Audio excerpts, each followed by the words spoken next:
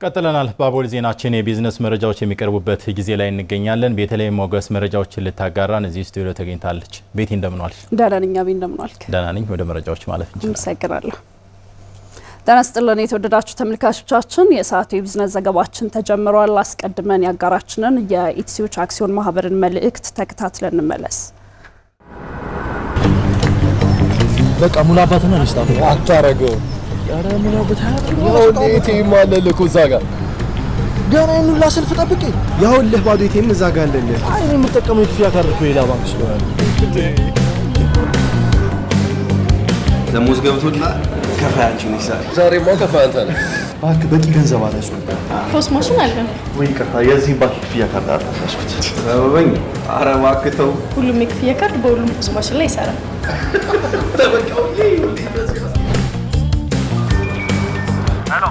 መዋጮ አንስተልኝ በዛው በእናትህ ምንም ብር የለም አሁን እጄ ላይ እንዴ ያው እዛ ጋር እኮ ኤቲኤም የኔ ክፍያ ካርድ እኮ ግን እዛኛው ማሽን ላይ ይሰራል። ሰበቡ እሱ እኮ ድሮ ቀረ። ለካ ሁሉም የክፍያ ካርድ ሁሉም የክፍያ ማሽን ላይ ይሰራል። ታዲያስ የያዙት ካርድ ከየትኛውም ባንክ ቢሆን በሁሉም ኤቲኤም ገንዘብ ማውጣትም ሆነ በፖስ ማሽን ክፍያ መፈጸም ይቻላል። ኢትስዊች ይህን እውን አድርጓል። ኢትስዊች ክፍያን በቀላሉ ኢትሲዎችን እናመሰግናለን። ወደ ቀዳሚ ጉዳያችን አለፍን። አዳዲስ የፈጠራ ሀሳብ ያላቸው ዜጎች ሀሳባቸውን ወደ ተግባር ቀይረው ገበያውን እንዲቀላቀሉ የሚያስችል አዋጅ መዘጋጀቱን የአማራ ክልል ኢኖቬሽንና ቴክኖሎጂ ቢሮ ገለጸ። አዋጁ እንዲተገበርም የተለያዩ ተግባራት መከናወናቸው ተገልጿል። ትዝታ መኮንን ዝርዝር አላት። በዓለማችን የሰው ልጅ ኑሮውን ዘመናዊና ቀላል ለማድረግ በየጊዜው የሚወጡ አዳዲስ የፈጠራ ሀሳቦችን ተግባራዊ ያደርጋል። አዳዲስ የፈጠራ ሀሳብ ያላቸውን ለመደገፍና ወደ ተግባርም ተቀይሮ ወደ ገበያው መቀላቀል እንዲችሉ የፈጠራ ሀሳቡን የሚደግፍ ያስፈልጋል። በመሆኑም አዳዲስ የፈጠራ ሀሳብ ያላቸውን ዜጎች ለመደገፍ ያለመ አዲስ አዋጅ መዘጋጀቱን በአማራ ክልል ቴክኖሎጂና ኢኖቬሽን ቢሮ የስታርታፕ ድጋፍ ባለሙያ አቶ ሀብታሙ ሲሜን ይገልጻሉ። በአገር አቀፍ ደረጃ የስታርታፕ አዋጅ ወጥቷል። የስታርታፕ አዋጅ 1396/2017 በመባል ይጠራል። ስለዚህ ይሄ ስታርታፕ አዋጅ በዋናነት የሚያገለግለው ፈጠራ ላላቸው ሰዎች የፈጠራ ስራቸውን በደንብ አክሰለሬት አድርገው ወደ ቢዝነስ እንዲቀይሩ ወደ ትልቅ ድርጅት እንዲያደርጉ ሳፖርት ላደርግ የሚችል አዋጅ ነው። ከዚህ በፊት እንዲህ አይነት እንትኖች ሀሳቦች የሉም። ስታርታፕ በሀሳብ ደረጃም እንደ ሀገር በጣም በዝቅተኛ ደረጃ የነበረ ነው።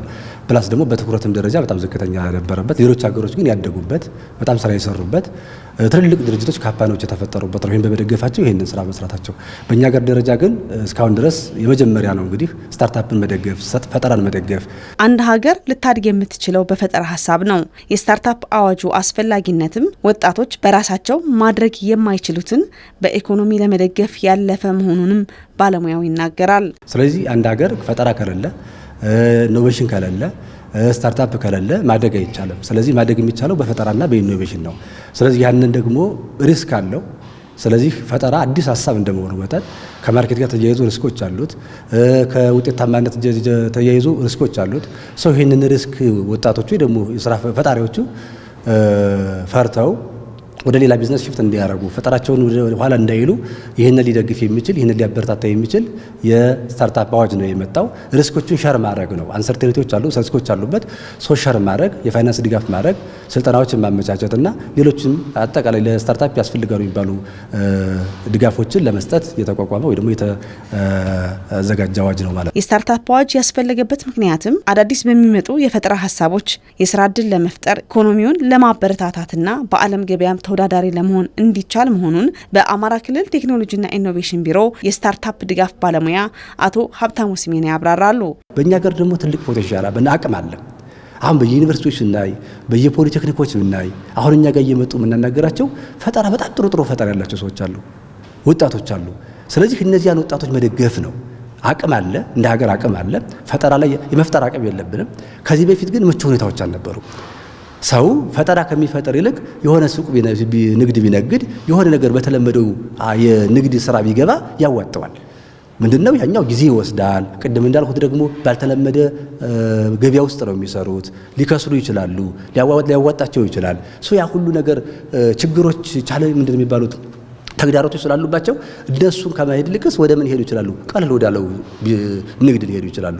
ስለዚህ እነዚህ ፈጠራ ያላቸው ሰዎች ፈጠራቸው እንዳይሟሽሽ ወይ ደግሞ በከንቱ እንዳይቀር ህልማቸው እንዲሳካ የነዚህን አቅም መጠቀምና መሻል መቻል ነው ዋና ዓላማው ሊሆን የሚችል። የስታርታፕ አዋጁ ተግባራዊ ለማድረግ የተለያዩ ተግባራት እየተከናወኑ ሲሆን በፌዴራል ቴክኖሎጂና ኢኖቬሽን ሚኒስቴር በለማው አዲስ ሶፍትዌር አዳዲስ የፈጠራ ሀሳብ ያላቸው መመዝገብ እንዲችሉ ጥሪ ተላልፏል። ባለፉት 9 ወራት በተሰራ የቁጥጥርና ክትትል ስራ ከ441 ሚሊዮን ብር በላይ ግምት ያላቸው የውጭና የገቢ ኮንትሮባንድ እቃዎች መያዝ መቻሉን የባህር ዳር ጉምሩክ ቅርንጫፍ ጽሕፈት ቤት አስታወቀ። ህገወጥ ንግድና ኮንትሮባንድን ለመከላከልም ህብረተሰቡ የበኩሉን ድርሻ እንዲወጣ ጽሕፈት ቤቱ አሳስቧል። ጌታቸው ገደፋው ዝርዝር አለው። ኮንትሮባንድና ህገወጥ ንግድ ህጋዊ የንግድ ውድድር እንዳይጠናከር ለሀገር ልማት ይውል የነበረ በቢሊዮን የሚቆጠር ገንዘብ እንዳይሰበሰብና የውጭ ምንዛሬ አቅም እንዲዳከም በማድረግ በሀገር ኢኮኖሚ ላይ ከፍተኛ ጫና ያሳድራል። ይህን የኮንትሮባንድና ህገወጥ ንግድ ለመከላከል በአዋጅ ስልጣን ከተሰጣቸው ተቋማት መካከል ደግሞ ጉምሩክ ኮሚሽን አንዱ ነው። በኢትዮጵያ ጉምሩክ ኮሚሽን የባህር ዳር ጉምሩክ ቅርንጫፍ ጽሕፈት ቤት ባለፉት 9 ወራት በተሰራ የህገወጥ ንግድና ኮንትሮባንድ ቁጥጥር ስራ ከ441 ሚሊዮን ብር በላይ ግምት ያላቸው የወጭና ገቢ ኮንትሮባንድ እቃዎች መያዝ መቻሉን የባህር ዳር ጉምሩክ ቅርንጫፍ ጽሕፈት ቤት ምክትል ስራ አስኪያጅ አቶ አባቡ ጸጋ ተናግረዋል። የኮንትሮባንድና ህገወጥ ንግድ ቁጥጥር ስራው ከመጀመሪያው ከበጀት ዓመቱ መጀመሪያ ያለውን ነባራዊ ሁኔታ መሰረት ያደረገ እና ደግሞ ከሚመለከተው የክልል አጋር አካላት ጋር በመቀናጀት ልንሰራቸው የሚገቡ ጉዳዮችን ለይተን በማስቀመጥ ስምሪት አድርገን ወደ ስራ የገባንበት ሁኔታ ነው ያለው። በ9 ወሩ ከ441 ሚሊዮን ብር በላይ ግምት ያለው የወጭና የገቢ ኮንትሮባንድ እቃ ሊያስችሏል ማለት ነው። ይህን ስናደርግ እንግዲህ የሚመለከታቸው ግብረ ኃይሎች የፌዴራልም የክልልም የሚመለከታቸው ተቋማት በቅንጅት የተሰራ ስራ ነው። አጠቃላይ አፈጻጸማችን ከጊዜ ጊዜ እየተሻሻለ የመጣ የቁጥጥር ስርዓታችንም እያጠናከርን የመጣንበት ሁኔታ እንዳለ ማየት ይቻላል። ክልሉ ላይ ያለው የጸጥታ ችግር ለህገወጥ ንግድና ኮንትሮባንድ ቁጥጥር ስራው ተጽዕኖ ማሳደሩን የተናገሩት ምክትል ስራ አስኪያጁ የተለያዩ አማራጮችን በመጠቀም የቁጥጥር ስራው ተጠናክሮ መቀጠሉንም ገልጸዋል። ይሄ ወቅት ያው ለህገወጥ የኮንትሮባንድና የንግድ ማጭበርበር እንቅስቃሴ ላይ ምቹ ሁኔታ የፈጠረ ነው። አንዳንድ ቦታዎች ላይ ኬላዎቻችን ላይ ያልገባንባቸው ወደ ስራ ያልገባንባቸው ነባራዊ ሁኔታዎች እንዳሉ ማየት ይቻላል። ይሄ